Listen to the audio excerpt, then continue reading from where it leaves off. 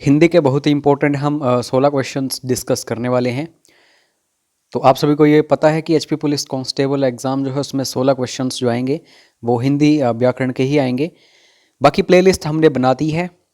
हमारे चैनल के ऊपर जाना, प्लेलिस्ट में जाना, वहाँ पे एचपी पुलिस कांस्टेबल की प्लेलिस्ट मिलेगी आपको, हमने बना दी है। उसको अच्छे से एक बार गो थ्रू कर लेना। बिल्कुल ऐसे ही क्वेश्चंस आपको एग्जाम्स में देखने को मिलेंगे। बाकी कोर्सेज़ वगैरह आप ज्वाइन करना चाहो तो एक बार ज़रूर व्हाट्सएप कर लेना, पूरी जानकारी आपको यहाँ पे मिल जाएगी। तो सबसे पहला क्वेश्चन है यहाँ पे, महेंद्र का संधि विच्छेद क्या है। तो सबसे पहले तो ये देखो कि ये संधि है कौन सी। आप सभी को पता है 3 तरीके की संधियाँ होती हैं। एक स्वर संधि होती है, और एक व्यंजन संधि होती है, और एक विसर्ग संधि होती है। तो ऑब्वियसली ये स्वर संधि है। लेकिन दोस्तों स्वर संधि में भी ये गुण संधि है। गुण संधि में क्या होता है, या तो ओ बनता है या फिर ए बनता है। तो यहाँ पे ध्यान देना, यहाँ पे ए बन रहा है। तो अब जब हम देखेंगे यहाँ पे महेंद्र, तो कैसे कैसे बनेगा। तो सबसे पहले तो महा होगा, ठीक है। यहाँ पे जो आप बी ऑप्शन देख रहे हो, महा, और साथ में फिर इंदर आएगा। इंदर हमेशा ऐसे ही लिखा जाता है।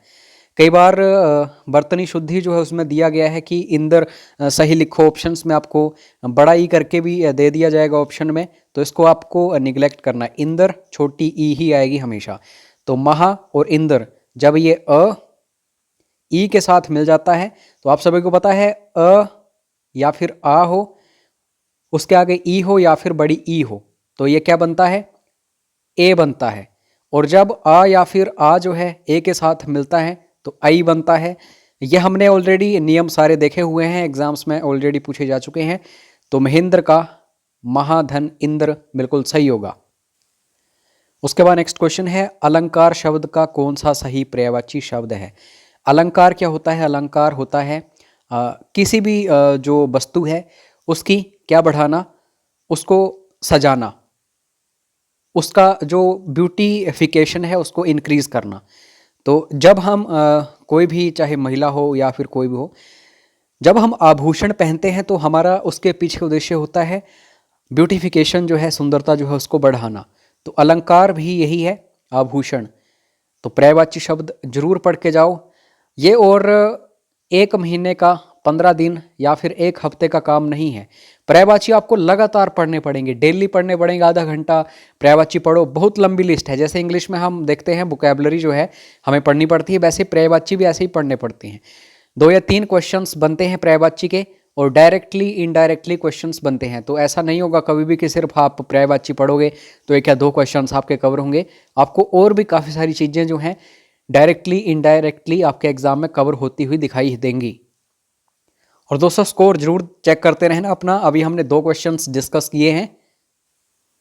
उसके बाद नेक्स्ट क्वेश्चन है, थर्ड क्वेश्चन है, संधि के अंतर्गत पन घट शब्द में संधि के सही रूप का चयन करिए। तो पन क्या है, पन बिजली आप सुनते होंगे। तो पन जो होता है यहाँ पे पानी होता है, और ये जो घट है, घट घट का पानी, यानी कि घाट घाट का पानी। तो पानी और घाट कहाँ पे मिल रहे हैं, सी ऑप्शन में। तो ये सही हो जाएगा।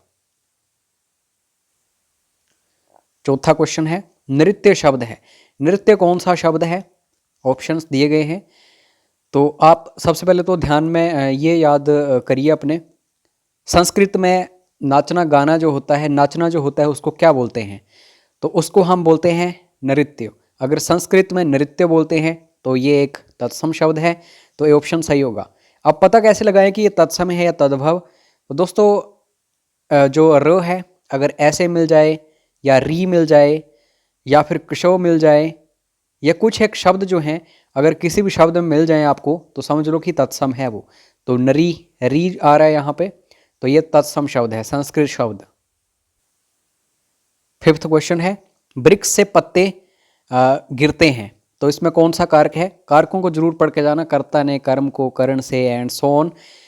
तो जब दोस्तों कोई भी चीज़ अलग होती है, अगर ये है कोई चीज़, इससे टूटी थोड़ी सी, ये चीज़ टूट गई और ऐसे गई तो दूर हुई। तो दूर हुई कभी भी, तो यहाँ पे हमेशा हम अपादान कारक इस्तेमाल करते हैं। कर्ण कर्म, अधिकरण ये नहीं आएंगे। तो अपादान है तो समझ लो कि ये अलग हो रहा है।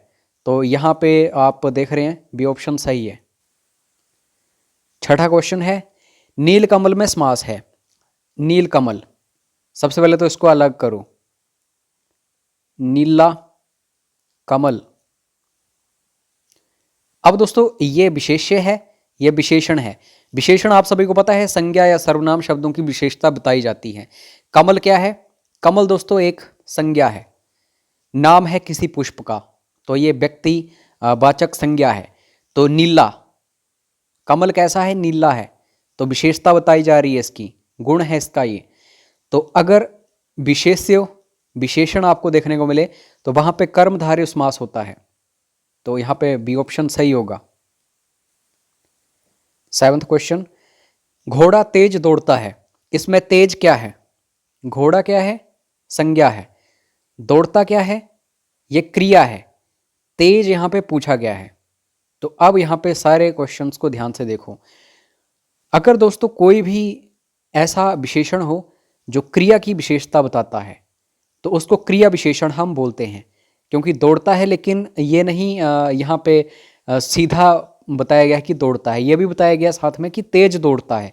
तो तेज जो है विशेषता है दौड़ने की, तो क्रिया विशेषण यही है। एट्थ क्वेश्चन, नीना और रीना साथ साथ गई, तो इसमें अव्यय हमें छांटना है। अव्यय होते हैं कैसे शब्द? अविकारी, ये चेंज नहीं होते कभी भी। संज्ञा होती है, सर्वनाम होता है, विशेषण होता है, क्रिया वगैरह होती है। तो इसमें क्या होता है, अगर सपोज करो कोई लड़की है तो उसके लिए अलग से हम हिसाब किताब देखेंगे। तो लड़का है तो उसके लिए हम अलग से हिसाब देखेंगे। जैसे लड़की सुंदर है, जैसे इंग्लिश में हम सीधा बोलते हैं कि गर्ल जो है ब्यूटीफुल है और बॉय जो है हैंडसम है। तो चेंज हो रहा है सब कुछ यहाँ पे। तो अविकारी शब्द वो होते हैं जो चेंज कभी भी नहीं होते। नीना और रीना साथ साथ गई, अगर यहाँ पे होता राम और श्याम साथ साथ गए होता तो ये चेंज हो गया। लेकिन और जो है ये कभी भी चेंज नहीं होगा, चाहे नीना रीना हो या फिर राम श्याम हो। तो और क्या है? ये एक अव्यय है, अविकारी शब्द है। तो यहाँ पे ए ऑप्शन जो है बिल्कुल सही होगा, ये एक अव्यय है। नाइन्थ क्वेश्चन, जो कभी ना मरे के लिए एक शब्द लिखें। ऐसा व्यक्ति कोई भी जो कभी मरे ही ना, तो मर, मरना, और अ मतलब नहीं, तो नहीं मरना, अमर। बाकी जो बूढ़ा ना हो, अजर, जो मतलब ऐसे आप जरूर पढ़ के जाना। ये जो वाक्यांश के लिए एक शब्द होते हैं, यहाँ से काफ़ी सारे क्वेश्चंस बन जाते हैं एग्जाम्स में। 10वां क्वेश्चन है ये, शुद्ध शब्द हमें यहाँ पे चुनना है। अब ऑप्शंस देखो, सन्यासी इस तरीके से है, उसके बाद आगे ये सन्यासी है, उसके बाद ये सन्यासी है और ये सन्यासी है। तो याद रखना कभी भी एग्जाम में ऐसे दे दिया जाए सन्यासी तो इसको कभी भी गलत मत करना। ये जो आधा न है यही अंग की मात्रा भी होती है, तो यही सही है।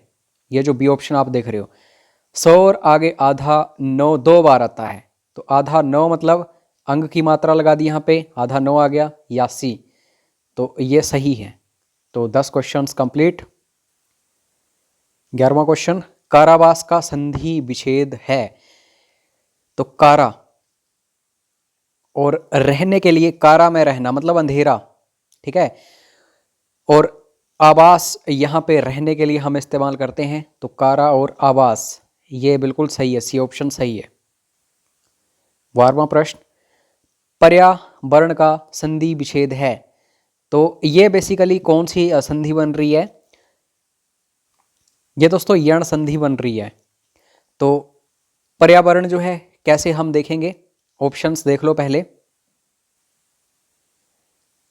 तो पर्यावरण ऐसे लिखा गया है, सपोज करो। तो दोस्तों अगर संधि की बात करें तो दो जो आपस में शब्द मिलाए जाते हैं, पहले शब्द का अंतिम वर्ण जो है उसको जोड़ा जाता है और दूसरा शब्द जो है उसका पहला वर्ण जोड़ा जाता है। तो पर्यावरण को अलग करो आप, परि होता है और आवरण होता है, मतलब जो कवर है, जो कवर होता है ना, किसी चीज को कवर करते हैं, आवरण उसी को बोलते हैं। तो उसके ऊपर परि, इसका ई बाहर निकालो, छोटी ही आएगी क्योंकि ये यहाँ पे छोटी ही है, और आगे आ, जब ई और आ आता है तो य बन जाता है। ये रूल्स हैं हिंदी व्याकरण के, ये आपको पढ़ने पड़ेंगे। ई और हमने जोड़ा तो य बन गया, लेकिन यहाँ पे सिर्फ अ नहीं है, यहाँ पे आ है, तो ये या बन जाएगा, पर्यावरण। बस यही तरीका है, आपको ये याद रखना है। यहाँ पे सी ऑप्शन सही है। 13वां प्रश्न, घड़ों पानी पड़ना, ये मुहावरा है, बहुत इंपॉर्टेंट है, बहुत बार पूछा गया है एग्जाम्स में। घड़ों पानी पड़ना का मतलब होता है लज्जित होना, शर्मिंदा होना। तो यहाँ पे डी ऑप्शन बिल्कुल सही है। 14वां प्रश्न, कान भरना मुहावरे का अर्थ है। अगर किसी के कान भरते हैं तो हम क्या करते हैं? चुगली करते हैं। तो ये बिल्कुल सही है, सी ऑप्शन जो है। 15वां प्रश्न, निम्नलिखित में से कौन सा विकल्प हाथी का पर्यायवाची नहीं है? तो मतंग हाथी होता है, गज भी हाथी होता है, कुंजर भी हाथी होता है, लेकिन सारंग नहीं। तो यही सही आंसर आएगा, बी ऑप्शन सही है। यह भी इंपॉर्टेंट क्वेश्चन है और लास्ट क्वेश्चन है, इसका आंसर मैं नहीं दूंगा, आपको कमेंट बॉक्स में इसका सही आंसर करना है। अध्यक्ष में कौन सा उपसर्ग प्रयुक्त है? तो कमेंट करके बताना। बाकी कोर्सेज वगैरह की जानकारी आप लेना चाहो तो व्हाट्सएप कर लेना। मिलते हैं नेक्स्ट वीडियो में। जय हिंद, जय हिमाचल।